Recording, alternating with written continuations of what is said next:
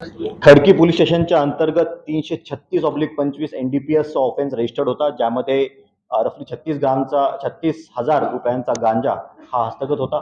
त्याच्या बॅक ट्रॅकिंगमध्ये आम्हाला एका ठिकाणी हायड्रोपोनिक गांजा उगवण्याची एक लॅब निष्पन्न झाली, ती उद्ध्वस्त करण्यात आली. त्याचे काही कनेक्शन्स आम्हाला मुंबईपर्यंत भेटले. मुंबईमध्ये एका फ्लॅटमध्ये रेड केली. तेथील एक आरोपी आम्ही अटक केला. त्या घरातून आम्हाला रफली 2.81 CR चा विविध ड्रग्सचा मुद्देमाल हा निष्पन्न झाला, तिथे हस्तगत झाला.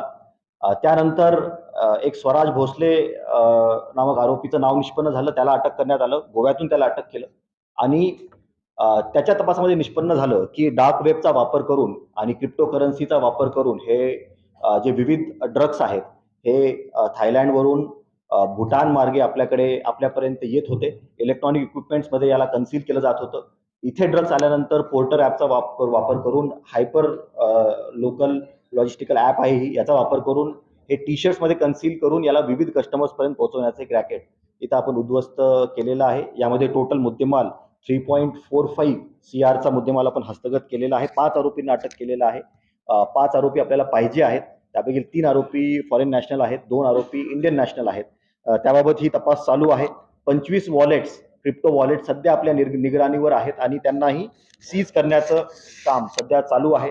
त्याचबरोबर इतर जे कारवाई आपल्या महिन्याभरामध्ये झालेल्या आहेत, त्यामध्ये 1.1 करोडचे इतर काही कारवाया झालेल्या आहेत. त्यामध्ये टोटल आपल्याकडे मुद्देमाल या पूर्ण एका महिन्यामध्ये 4.5 करोडपेक्षा जास्तचा मुद्देमाल आपण आतापर्यंत सीज केलेला आहे आणि विविध आरोपी अटक केलेले आहेत.